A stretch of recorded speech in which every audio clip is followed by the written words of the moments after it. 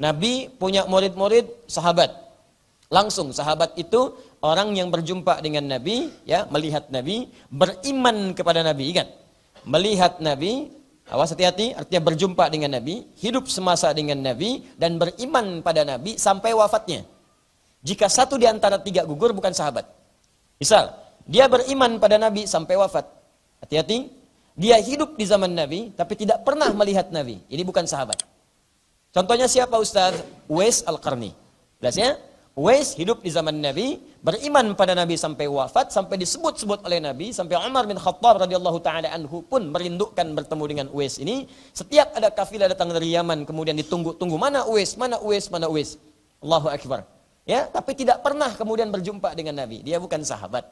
Walaupun kemuliaannya dimuliakan bahkan melebihi beberapa sahabat yang lainnya.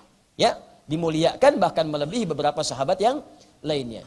Kemudian misalnya hidup dengan Nabi, awas hati-hati, hidup dengan Nabi, melihat Nabi, dihidup di zaman Nabi, melihat Nabi, bahkan berinteraksi dengan Nabi, tapi tidak beriman kepada Nabi. Banyak Abu Jahal, Abu Lahab, kan? Dan abu-abu yang lainnya, kan? Yang tidak beriman kepada Nabi, walaupun dia hidup dengan Nabi, atau kemudian dia melihat Nabi. Jelas?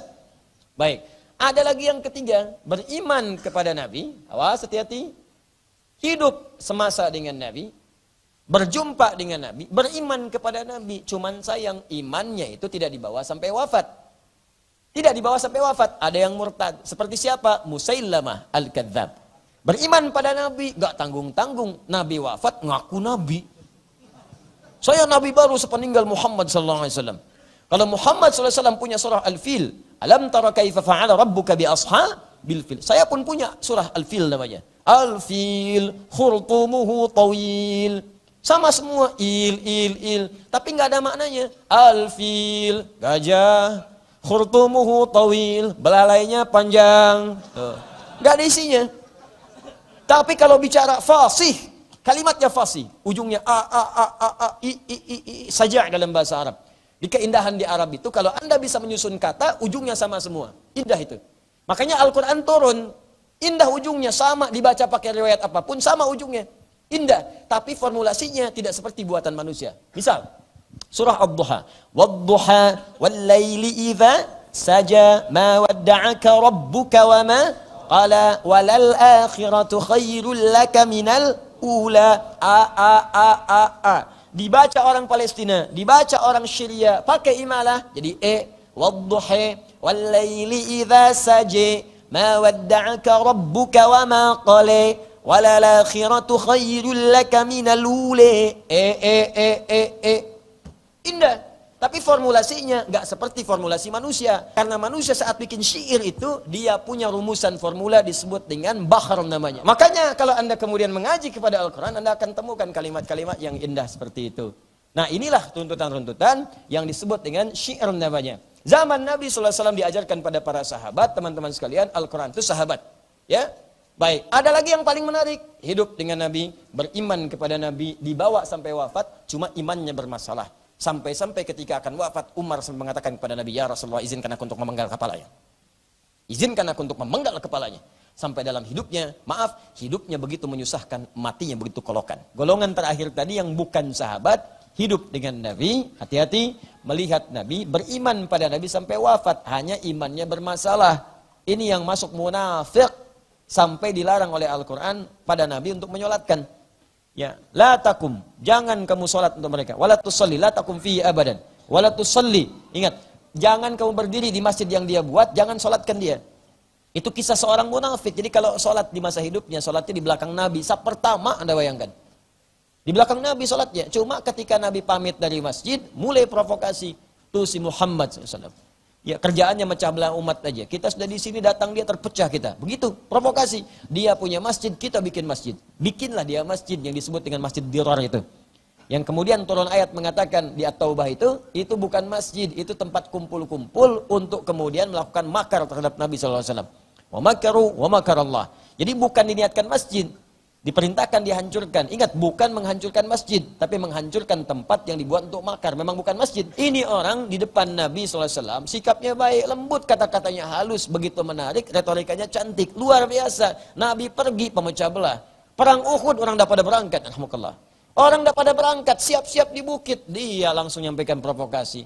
Jumlah musuh lebih banyak. Mati nanti kita. Ayo balik lagi. Sepertiga barisan meninggalkan Nabi, desersi Anda bayangkan. Gara-gara orang ini. Ya, sampai ada sebagian mengatakan, ayo minta bantuan ke Romawi. Satu lagi mengatakan, minta bantuan ke Yahudi. Maka ketika orang terpecah belah, turunlah kemudian Quran surah Al-Maidah ayat 51 itu. Ya, turun.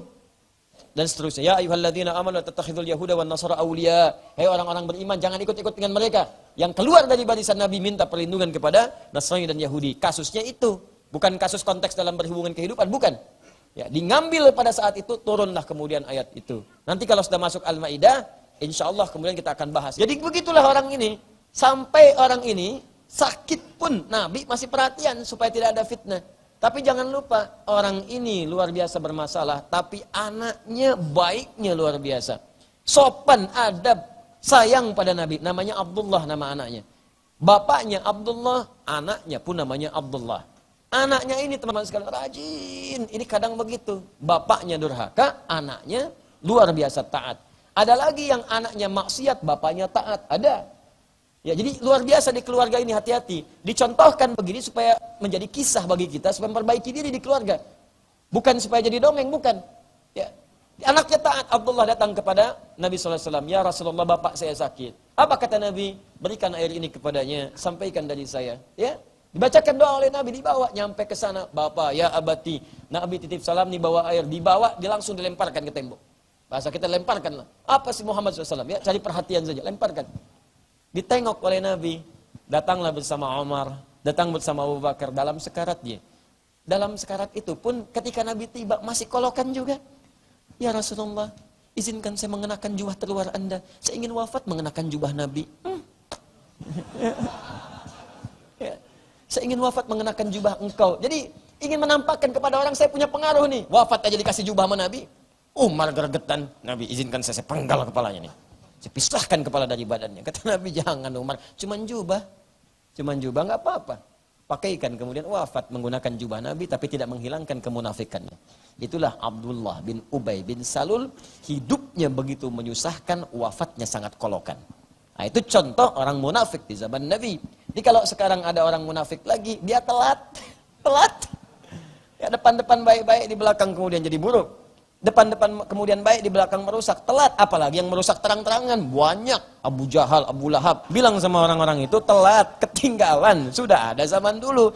Diberikan contoh supaya nggak diikuti. Pengen ikut-ikutan, telat.